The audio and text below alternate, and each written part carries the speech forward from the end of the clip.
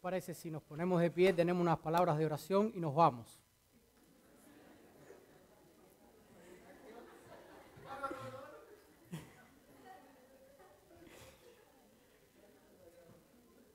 Yo creo que si añadiéramos algo más, sería por añadirlo, pero en pocas palabras, en estas palabras que él mencionó y el himno que cantó, está dicho todo.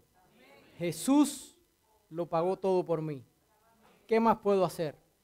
Solamente ponerme a sus pies, entregar mi vida a Él y Él se encargará del resto.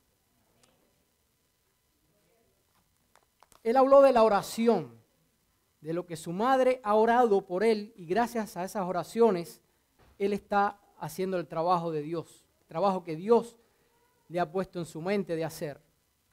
Y precisamente de eso yo quiero hablar un poquito, del poder de la oración. Y lo voy a basar, el poder de la oración, en lo que Dios o en lo que Jesús le encomendó a sus discípulos y a su iglesia que hiciese. Hemos entrado hace ya 13 años y casi 2 meses en el tercer milenio después de Jesús. El tercer milenio entrando o penetrando a través de lo que es la ciencia y la tecnología en un área donde los seres humanos han visto a través de la tecnología los adelantos del hombre.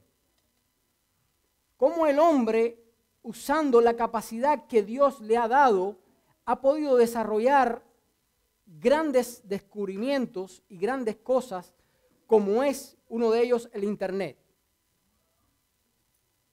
Hace años atrás, antes que el Internet tuviera tanto énfasis como se está teniendo hoy en día, el mundo vivía o se pudiese comparar a una aldea donde los hombres tenían que comunicarse unos con otros, pudiéramos decir a caballo. ¿Recuerdan las historias bíblicas cuando los reyes iban a la guerra y ganaban la batalla o la perdían? Había un mensajero que salía en un caballo a llevar el mensaje o llevar la noticia hasta el pueblo o la nación donde era enviado. Hoy en día, el Internet pudiéramos decir que en este mundo es como una gran sala de reunión donde todos los que allí están al mismo tiempo pueden hablar, pueden escuchar, pueden recibir noticias, pueden dar noticias. Esto lo está haciendo el Internet en nuestros días. Una gran sala de reunión donde el mundo entero, todos los habitantes del mundo, pueden estar conectados al mismo tiempo, recibiendo o dando información. Adelantos tecnológicos, adelantos de la ciencia. Pero en este gran desarrollo tecnológico, se esperaba también en este tercer milenio que la sociedad, así como ha desarrollado en la tecnología, también pudiera desarrollar para buscar las raíces de los problemas que están enfrentando la humanidad hoy.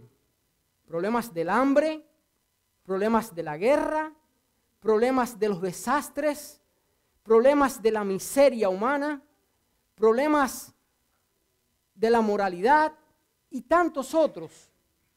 Así como el mundo ha desarrollado tecnológicamente, se esperaba que también la tecnología pudiese resolver los problemas de la humanidad. Pero lamentablemente ha sido todo lo contrario. A medida que la tecnología ha desarrollado, el ser humano ha retrocedido a pasos agigantados y hoy en día, como pudiésemos mirar quizás una pequeña nube en el horizonte que nos está anunciando que una gran tormenta se avecina, así estamos viendo lo que ha de acontecer en este mundo. este mundo está envuelto en una crisis. Y cuando hay crisis, hay problemas. Dice que la palabra crisis significa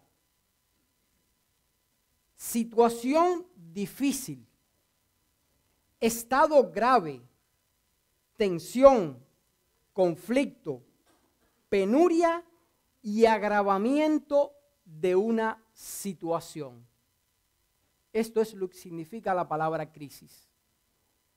Y en este mundo, lamentablemente, estamos viviendo una crisis diaria.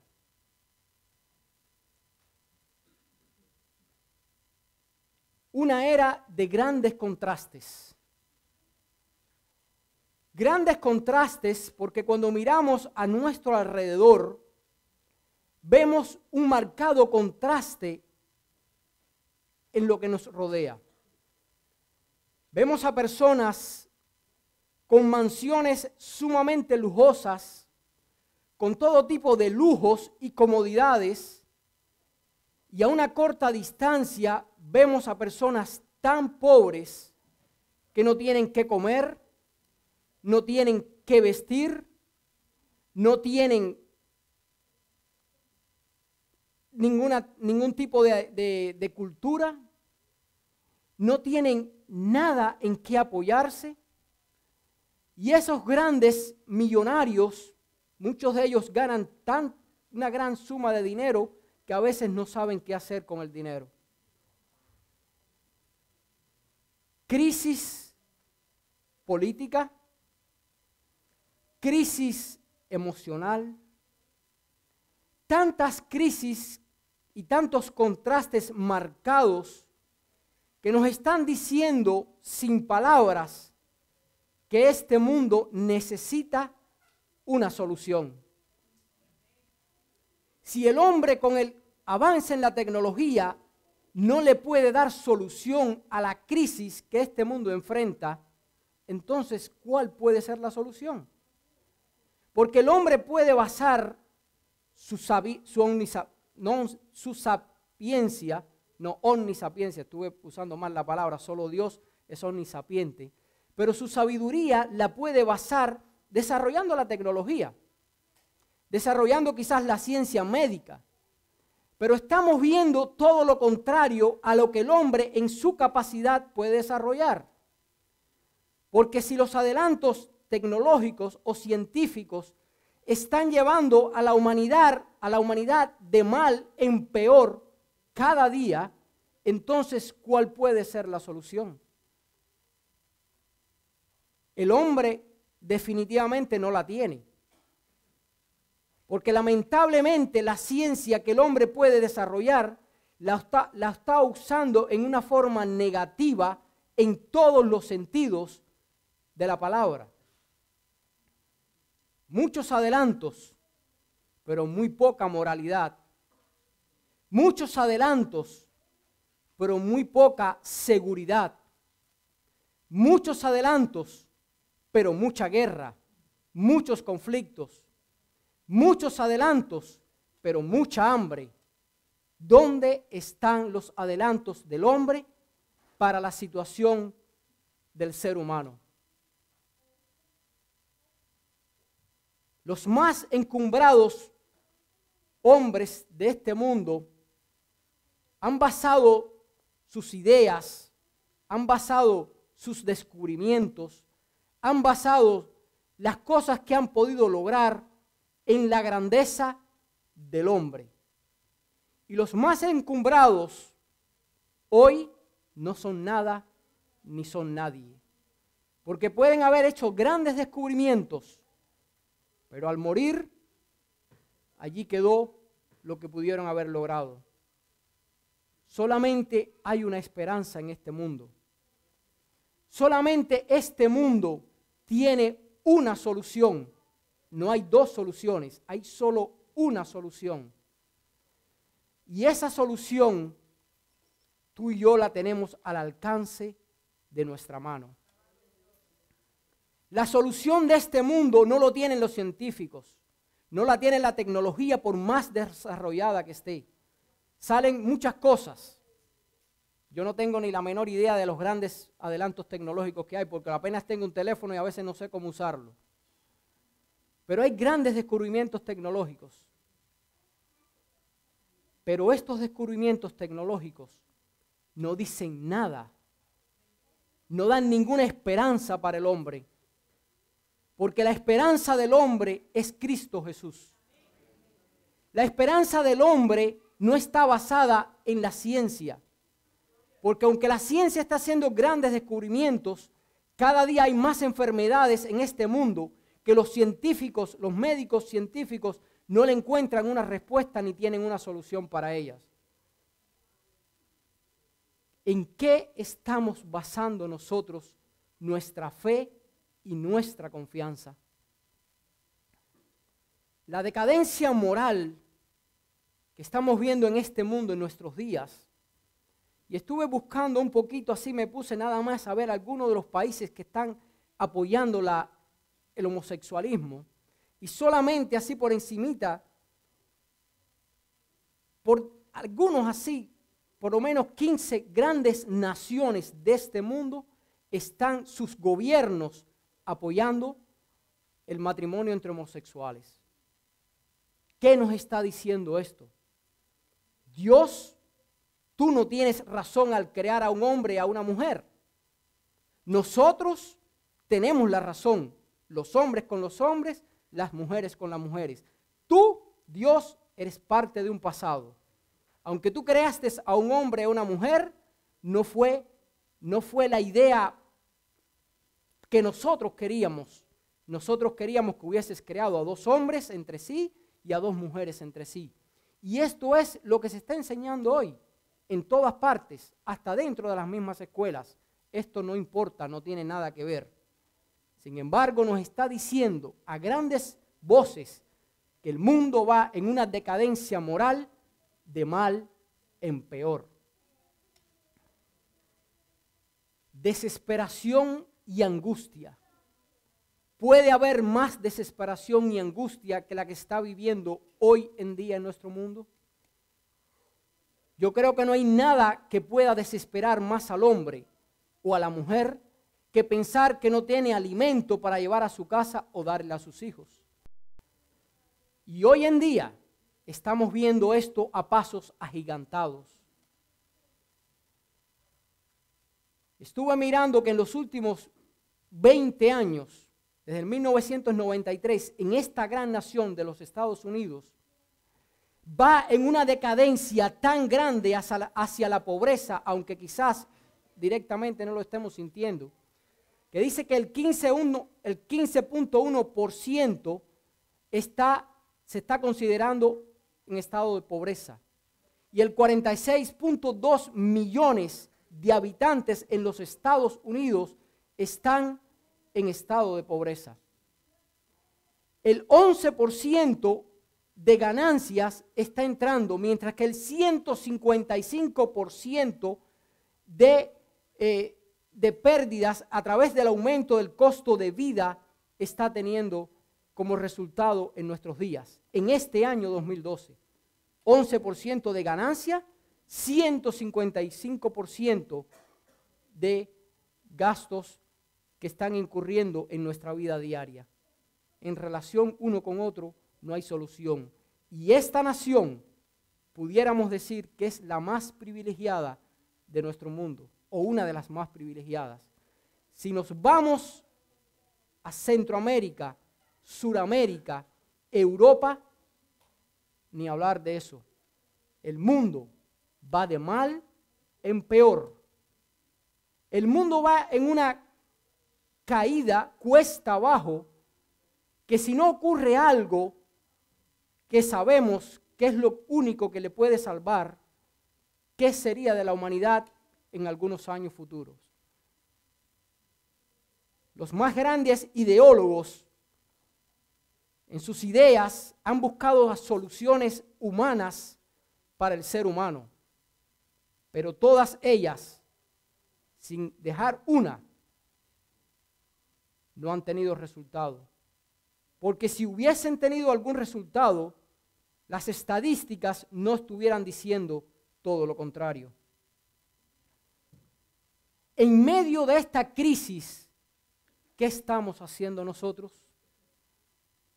En medio de esta crisis, ¿cómo nosotros estamos buscando una solución para el que está a nuestro lado? Jesús nos ha dado una misión. Y la misión que Jesús le dio a sus discípulos y a la vez nos da a nosotros es la de predicar su evangelio. La de llevarle fe y a esperanza a esos que no la tienen. A la de llevarle fe y a esperanza a esos que están en medio de la desesperación y del miedo. ¿Y qué estamos haciendo? ¿Estamos cumpliendo nosotros con la misión que Jesús nos dio? En el libro de Deuteronomio, capítulo 7, Deuteronomio, capítulo 7, versículos 6 y 7, les invito a buscarlo. Deuteronomio, capítulo 7, versículos 6 y 7. Dice, porque tú eres pueblo santo para Jehová tu Dios.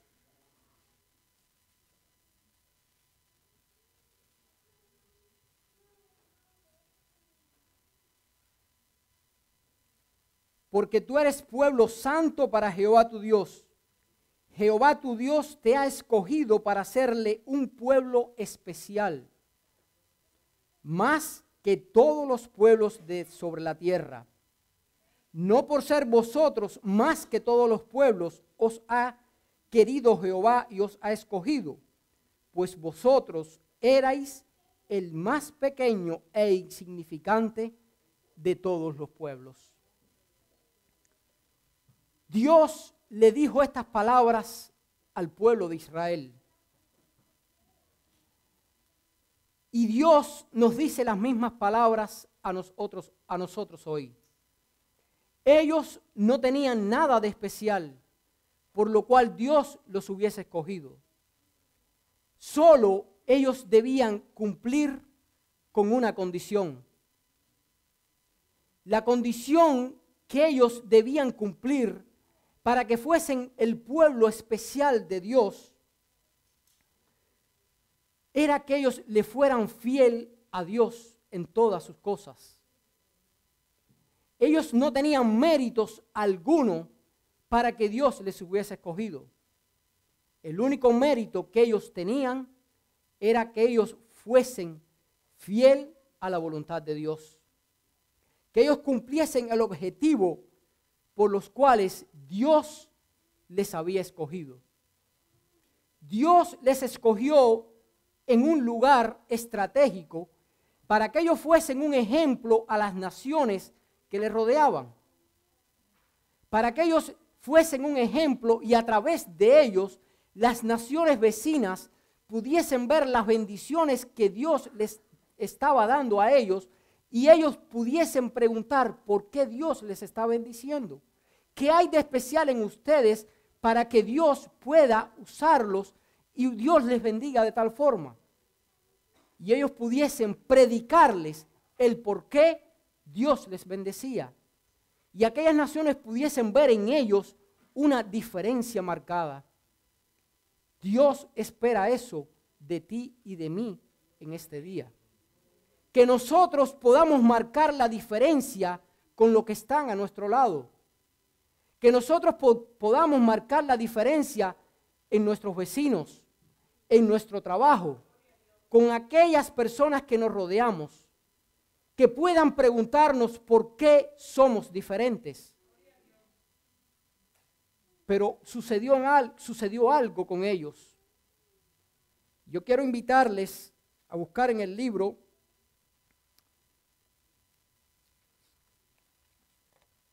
de Éxodos, capítulo 19, versículos 5 al 8. Éxodos, capítulo 19, versículos 5 al 8.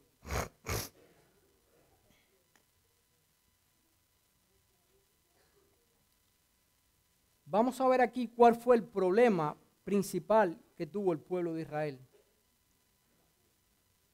Dice, ahora pues, si diereis oído a mi voz y guardareis mi pacto, vosotros seréis mi especial tesoro sobre todos los pueblos, porque mía es toda la tierra, y vosotros me seréis un reino de sacerdotes y gente santa. Estas son las palabras que oirás o que dirás a los hijos de Israel. Entonces vino Moisés y llamó a los ancianos del pueblo y expuso en presencia de ellos todas estas palabras que Jehová le había mandado. Y todo el pueblo respondió a una y dijeron, todo lo que Jehová ha dicho, haremos. Y Moisés refirió estas palabras del pueblo a Jehová. Dios le dijo a Moisés, si ellos guardan mi pacto, si ellos cumplen mi palabra, serán un pueblo especial. Ellos tenían que cumplir algo que Dios les estaba pidiendo. Y no había pasado mucho tiempo, apenas 40 días, después de esa promesa que ellos le hicieron a Moisés, para que Moisés se la hiciera saber a Dios. Nosotros haremos, nosotros cumpliremos. ¿En qué estaban basando ellos esta promesa? Ellos estaban basando esta promesa en sus propias fuerzas, en lo que ellos pensaban que como humanos podían hacer. Pero 40 días después, mientras que Moisés estaba recibiendo en el monte Sinaí las instrucciones que Dios le estaba dando para dirigir a su pueblo, ellos estaban adorando a un becerro de oro construido por el propio Aarón, adorándole y postrándose ante este becerro. ¿Por qué razón? Porque ellos habían basado sus promesas no en el pacto con Dios a través de su Espíritu Santo, sino en sus propias fuerzas. Y cuando tú y yo basamos nuestra misión de predicar de Jesús a los que no le conocen, la basamos en nuestras propias fuerzas, nos va a ocurrir simplemente lo mismo que le ocurrió al pueblo de Israel. En Éxodo capítulo 32, versículo 26. Éxodo capítulo 32, versículo 26.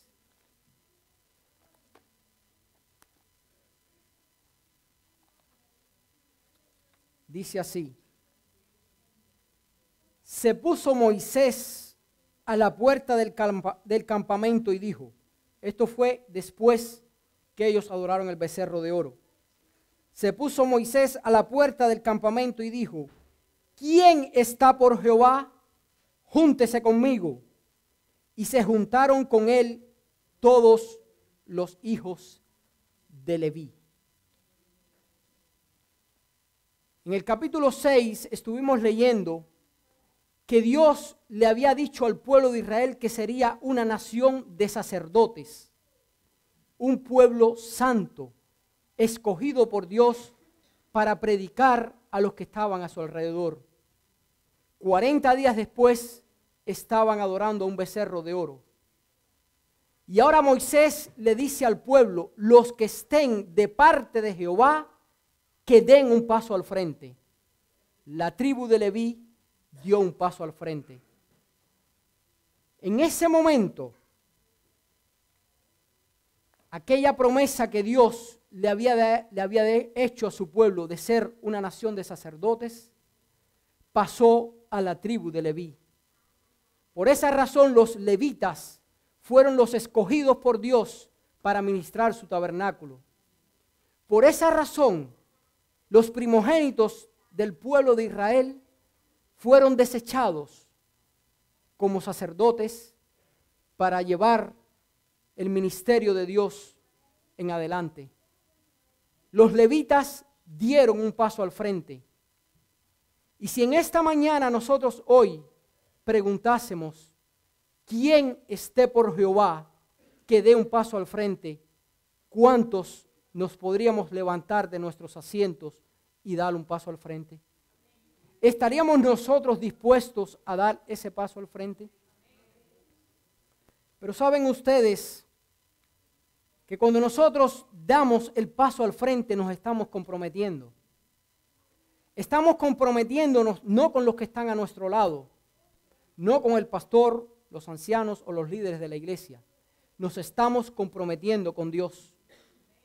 Y Dios es lo que espera de nosotros.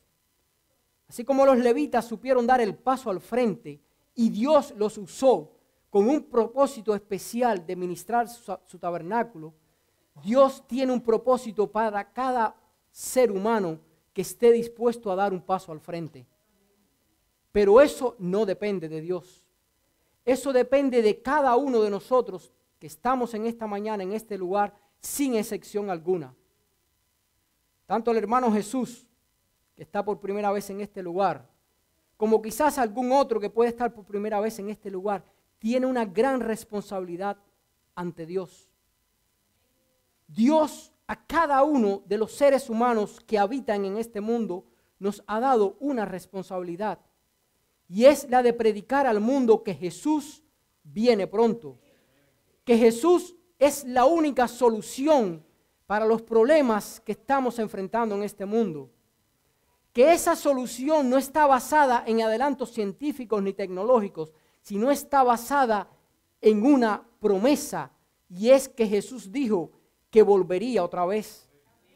Y vendría a buscar a aquellos que le estén esperando. Vendrá a buscar a aquellos que estén preparados, que estén atentos a su segunda venida. ¿Qué estamos haciendo nosotros para rescatar al mundo de la crisis en que estamos envueltos? ¿Qué estamos haciendo? Cada sábado se dedican 10 minutos en este lugar para exhortarnos a predicar, para exhortarnos a hacer grupos pequeños. Hace 2 semanas, el hermano Alberto, Javier y yo estuvimos en un seminario en Orlando recibiendo instrucciones de cómo hacer una embestida evangelística en el área de la unión que pertenecemos. Una embestida evangelística no basada en el pastor de la iglesia, sino basada en los laicos de la iglesia. ¿Quiénes somos los laicos? Tú y yo somos los laicos de la iglesia. La palabra laico viene del griego laos, que significa pueblo. Esta palabra se registra 144 veces en el Nuevo Testamento, pero se registra 2000 veces en el Antiguo Testamento. Y cuando Dios dijo mi pueblo o se refirió a su pueblo, se está refiriendo a los laicos que somos tú y yo. Tú y yo somos el pueblo de Israel, el pueblo de Dios. Tú y yo somos el pueblo escogido por Dios para llevar el mensaje de esperanza a este mundo que no lo tiene. No podemos esperar que los demás hagan. Tú y yo tenemos una gran responsabilidad. Pero ¿cuál es la forma que podemos ser usados por Dios para poder predicar este evangelio? Cuando basamos nuestra esperanza en nuestras propias fuerzas, fracasamos rotundamente como fracasó el pueblo de Israel. Cuando nosotros buscamos a Dios a través de la oración, a través de una conexión, a través de su Espíritu Santo, cuando ponemos nuestra esperanza en Dios y no en nosotros mismos, Dios nos puede usar. En esta mañana estuvimos hablando el sábado pasado que estamos dedicando un día de ayuno y oración en nuestra iglesia. No sé ni quiero saber cuántos estamos participando. No es el propósito. Es el propósito que a través del ayuno y de la oración Busquemos una relación más estrecha con Dios a través del Espíritu Santo. Si tú y yo estamos dispuestos a buscar esa relación con el Espíritu Santo, Dios puede hacer grandes cosas a través de ti y de mí. Solo tenemos que estar dispuestos a hacerlo. No basándonos en nuestras propias fuerzas, no basándonos en nosotros mismos, sino confiando en que Dios puede usarnos a través de su Santo Espíritu. En esta reunión que estuvimos, se nos estuvieron dando algunas instrucciones y yo quiero traer en esta mañana una de algunas de esas instrucciones. Y allí se nos estuvo instruyendo a hacer lo que Cristo hizo. Cuando Cristo estuvo en este mundo, en el libro de Marcos, capítulo 6, versículo 7, la primera parte de este versículo, dice así: después Jesús llamó a los 12 y empezó a enviarlos de dos en dos. ¿Por qué razón Jesús habrá enviado a sus discípulos de dos en dos? ¿Por qué razón Jesús, después de sus discípulos, dice que envió a 70 más de dos en dos? Quiero leer algo que nos dice un poquito cuál fue la razón. Esto se encuentra en el libro Deseado de todas las gentes, página 303. Dice que llamando a los 12 en derredor de sí, Jesús les ordenó que fueran de dos en dos por los pueblos y aldeas. Ninguno fue enviado solo, sino que el hermano iba asociado con el hermano, el amigo con el amigo. Así podían ayudarse y animarse mutuamente, consultando y orando juntos, supliendo cada uno la debilidad del otro. De la misma manera envió más tarde a 70. Era el propósito del Salvador que los mensajeros del Evangelio fuesen asociados de esta manera. En nuestro propio tiempo, la obra de evangelización tendría mucho más éxito si se siguiera finalmente este ejemplo. Jesús nos dio el ejemplo. Y si Jesús dio el ejemplo, ¿por qué nosotros no lo ponemos en práctica?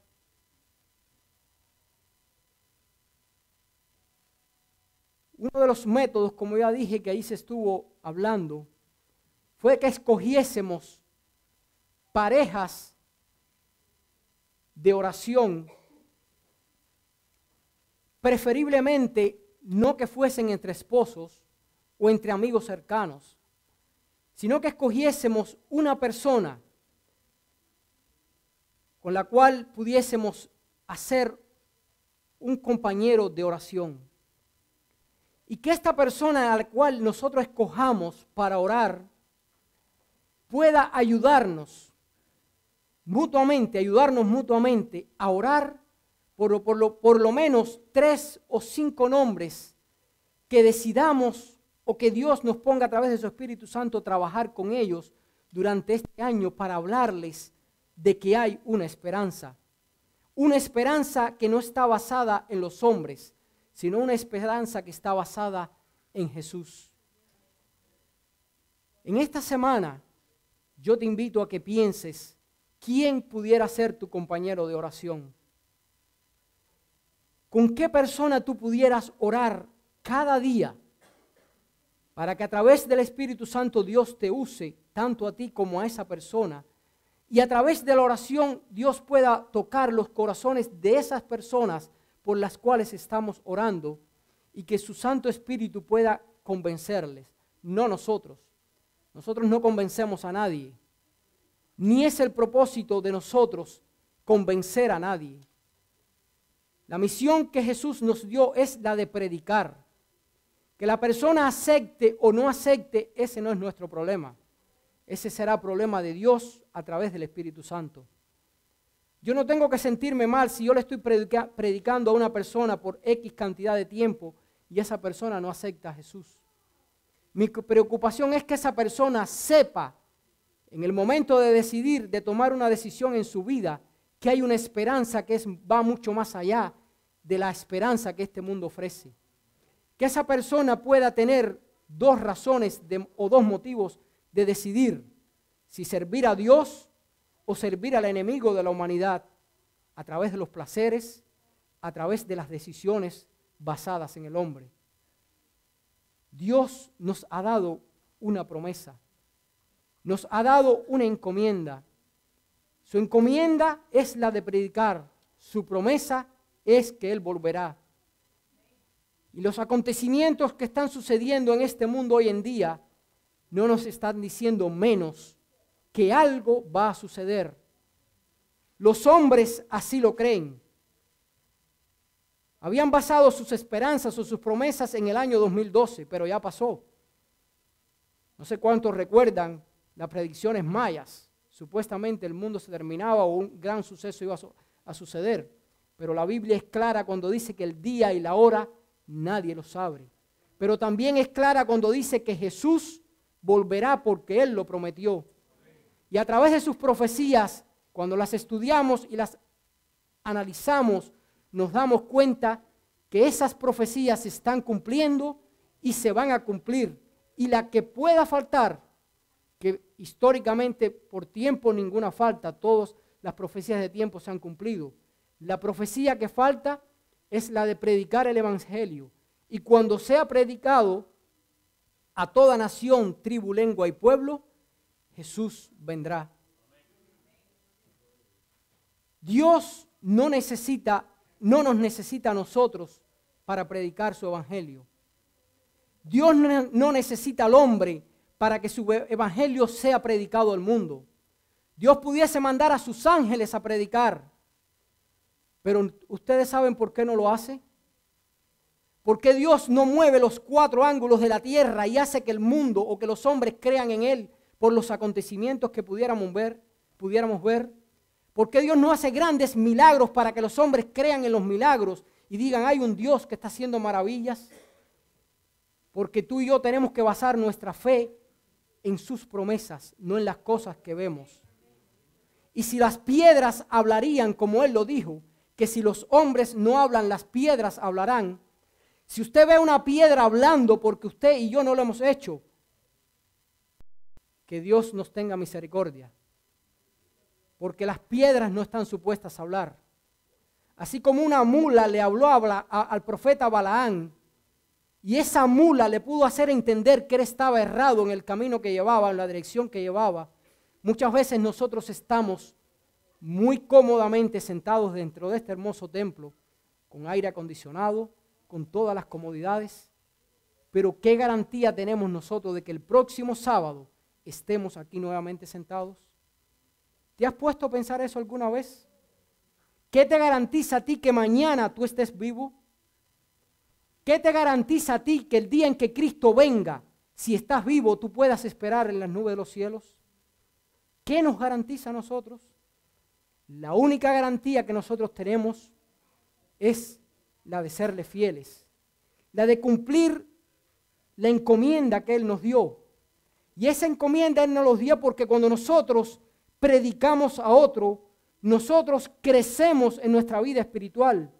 Nosotros tenemos que buscar a través de su palabra para poder enseñar a otros. Nosotros adquirimos conocimiento a través de la palabra de Dios para poder enseñar a otro qué Dios espera de él. Nuestra fe crece, nuestros conocimientos, nuestra esperanza crece porque no la basamos en nosotros, sino la basamos en la promesa de Dios que está escrita en su palabra. En un libro que aunque fue escrito por hombres, fue dictado por Dios a través de su Espíritu Santo. En un libro que a través de la historia, en más de 1200 años que fue escrito desde que se comenzó hasta que se terminó, no se contradice. En un libro que cada una de sus promesas se han cumplido y se van a cumplir las que faltan. Pero así como se han cumplido, se va a cumplir la promesa de que Jesús volverá. Se va a cumplir la promesa de que volverá a buscar a aquellos que hayamos hecho su obra. Y la obra que Jesús nos dio no es la de salir cada día a trabajar. es la de predicar el evangelio. Salimos a trabajar por nuestro sustento, pero nuestra misión es la de predicar. Y estamos todos envueltos en esta misión. No hay excusa para el hombre decir yo no puedo, porque hasta los mudos pueden comunicarse, cuanto más nosotros. Tenemos palabras, tenemos pies para caminar, tenemos manos para ayudar al prójimo, tenemos vista para ver. Podemos dedicar nuestro tiempo a ayudar al que lo necesita, a predicarle al que lo necesita, a decirle al que está a nuestro lado, Jesús te ama, prepárate porque Él viene. Hay una historia que yo tenía planeado leerla. El tiempo se terminó. Una historia en este libro, en la página 76, dice transformados por amor, por el amor. Voy a tratar de contarla y la estuve leyendo porque quería leerla. Era bastante larga, pero el tiempo se me fue y no lo voy a hacer. Pero le voy a contar en pocas palabras esta linda historia. Una historia de una señora o una muchacha llamada Valeria. Esta joven llamada Valeria, en el estado de Los Ángeles, en el estado de California, en la ciudad de Los Ángeles, dice que era una persona igual que tú y yo, nacida en la iglesia adventista.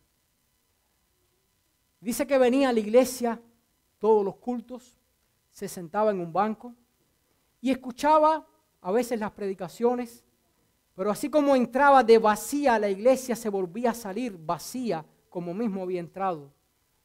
Dice que cuando comenzó a entrar el iPad y la tecnología en la iglesia, pues ella no se quedó detrás y tenía su iPad. Y dice que uno de esos sábados, donde como tantos otros había venido a la iglesia, ella se sentó en la parte de atrás y aunque aparentaba buscar los versículos bíblicos en su iPad, dice que estaba conectada al internet mirando otras cosas. Y ese sábado se estaba anunciando en la iglesia lo que yo les estaba diciendo anteriormente, de buscar una pareja de oración para orar por personas que Dios nos ponga en nuestra mente de trabajar durante este año. Y ese sábado dice que el pastor, mientras presentaba el tema y presentaba la idea de buscar una pareja de oración, ella estaba entretenida allí y no le estaba poniendo atención al tema. Dice que las personas, en el medio del tema, el pastor paró su predicación y comenzaron a moverse dentro de la iglesia buscando su compañero de oración. Dice que ella, cuando vio que esto estaba sucediendo, se sintió mal. Dijo, pero ¿cómo voy a estar orando con alguien si yo no oro ni yo misma? Dice que hacía muchos años que no oraba, no estudiaba la Biblia, no tenía ningún tipo de relación con Dios a través de ninguna forma que Dios pudiera usarla. Dice que ella se sintió que quería irse, salir corriendo de la iglesia porque no quería verse en el compromiso de que alguien se acercase a ella. Pero cuando miró hacia adelante, vio a una muchacha amiga de ella del club de conquistadores que se acercaba y le dijo, ¿quieres ser mi compañera de oración? Y ella no le quedó más remedio que decirle, sí, claro. ¿Y qué tenemos que hacer? Dice, ¿no escuchaste al pastor lo que estaba diciendo? Él le explicaba lo que teníamos que hacer. Dice, no estaba atendiendo, estaba entretenida. Dice, pues yo tengo mis nombres ya escritos en este papel, de las personas por las cuales yo quiero orar. ¿Ya tú tienes los tuyos? Y le dijo, no, dame unos minutos, voy a pensar. Dice que ella rápidamente en su mente comenzó a pensar y dijo, ya sé, 2 de mis compañeros de trabajo y un tío que no tengo muy buena relación con él. Escribió sus nombres en el papel, ella le dio a su amiga sus nombres y su amiga le dio a los de ella los nombres de ella. Eran 3 nombres que habían escrito en cada papel. Le dijo, bueno, mañana yo te llamo y vamos a orar. Y pasado mañana tú me llamas y así yo oro por tus nombres y tú oras por los míos. Ok, está bien. Ella se fue. A la mañana siguiente fue domingo, como a las 10 de la mañana suena el teléfono. Ella se despierta, la despertó el teléfono, así media soñolienta, le contesta y dice, ¿por qué me llamas? ¿Qué pasa? Dice, ¿ya oraste por los nombres, por mis nombres? Dice, oré, ¿por qué? ¿Por quién? No sé, ¿de qué me estás hablando? No, lo que estuvimos hablando ayer en la iglesia. Y ella dice, no, discúlpame, no, se me había olvidado. Dice, bueno, ya lloré por los tuyos. Mañana llámame tú, que yo voy a estar orando. Y así comenzó esta muchacha todos los días a insistir con ella y a llamarla y a llamarla. Y ella se sentía vacía, chasqueada, no había cumplido con la promesa que le había hecho. Y cada día su compañera de oración le llamaba y le seguía insistiendo. Dice que un día llega ella a su trabajo y uno de los nombres que ella había puesto en el papel que quería orar por ella, dice que una de sus compañeras de trabajo se acerca a ella y le dice, ¿sabes? Tengo cáncer, voy a ser intervenida quirúrgicamente. Y dice que ella le contesta, le dice, sí, lo siento mucho, Dios puede tener tu solución, confía en Dios. Dice que cuando ella le dijo estas palabras, dijo, qué hipócrita soy. ¿Cómo le voy a estar hablando a esta muchacha de Dios si yo misma, que he nacido en una iglesia, que conozco una iglesia, estoy tan vacía? Dice que esta muchacha le dijo, tú eres, ¿qué religión? ¿Cuál es tu religión? Y le dijo, yo soy adventista del séptimo día. Tú eres adventista, qué bien. Pues dile a tu iglesia que ore por mí. Y ella se dijo a sí misma, tu nombre está en los nombres que le di a mi compañera, y aunque yo no lo estoy haciendo, ella ya está orando por mí, por ti. Dice que ella se fue. Y esa noche en su cama, durmiendo, se despertó de madrugada. Y cuando se despertó, le vino el nombre de su amiga a la mente. Y sin darse cuenta, se puso a orar por esa amiga. Y dijo, Dios mío, estoy orando. ¿Cuántos años hacía que yo no oraba? Y dice que esto comenzó a martillar en su mente. Yo tengo que orar por esta compañera de trabajo. Y llamó a su amiga al otro día y le dijo, no recuerdo el nombre, estoy orando, mira lo que me ha sucedido. Y ella le dijo, Dios está obrando a través de la oración. Sigamos orando. Dice que así cada día oraban una por la otra y oraban por los nombres de las tarjetas. Y les voy a comentar o a leer solamente lo que ella dice al final de su historia.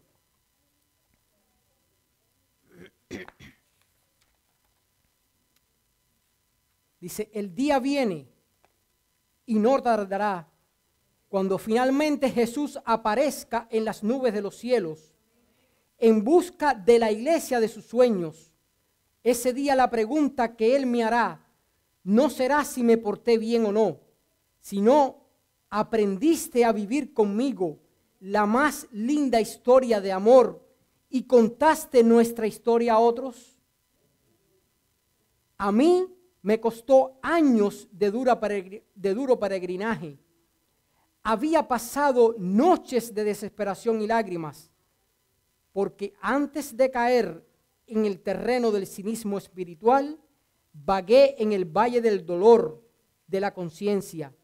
Luché contra su voz, la voz de Dios, y poco a poco, casi sin darme cuenta, me fui endureciendo. Pero Dios fue bueno conmigo y me enseñó que para llegar al reino de los cielos no basta hacer nacer nuevamente. Es necesario permanecer fiel hasta el fin. Y la única manera de hacerlo es buscando a Dios todos los días en oración, estudiando su palabra diariamente para alimentar y fortalecer el alma. Finalmente, salir en busca de las personas y traerlas a Jesús. Yo puedo ser tú y tú tal vez seas yo. Eso ya no importa. Las cosas viejas pasaron. He aquí, todas son hechas nuevas. Esta es mi historia. Este es mi testimonio. Si nosotros ponemos en práctica en nuestra iglesia la oración de 2 en 2, ponemos en práctica en nuestra iglesia orar por aquellos que no conocen de Jesús, Dios nos va a usar a nosotros para que a través de su Santo Espíritu muchas personas puedan venir a Él. Muchos que están vagando por el valle del sufrimiento, de la sombra y aún hasta de la muerte, pueden morir con una esperanza que es Jesús. No el pastor de la iglesia tiene la responsabilidad. El pastor de la iglesia tiene su propia responsabilidad como hombre, Pero tú y yo, como personas, como laicos de la iglesia, tenemos una responsabilidad también. Dios nos ha dado una misión. Jesús nos dejó una misión y es la de predicar. Oremos unos por otros. Esta semana, hasta el próximo sábado, pensemos en alguien que pueda ser nuestro compañero de oración. Si quizás estás viniendo, como dije ahorita, por primera vez a la iglesia hoy, no te sientas mal.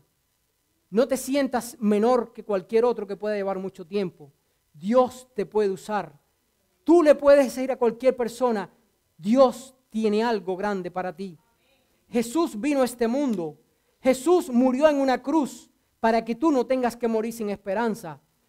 Eso cualquiera lo puede decir. Eso cualquiera lo puede hacer. No tenemos que ir a una universidad. No tenemos que sacar un doctorado. No tenemos que hacer cosas extraordinarias para que Jesús pueda poner en nosotros las palabras que una persona que está sin esperanza necesita escuchar. Pongamos durante esta semana en nuestra mente personas que quisiéramos tener como nuestros compañeros de oración, pero también pongamos en nuestra mente aquellos que no asisten a una iglesia, aquellos que no tienen una esperanza, para que Dios a través de la oración, a través del Espíritu Santo, pueda usarnos y llevarles una palabra de esperanza. Que Dios nos bendiga, que Dios nos ayude, que Dios nos use y que nosotros nos dejemos usar para que su Santo Espíritu pueda obrar en nosotros y en aquellos que no tienen esperanza. Que Dios nos ayude.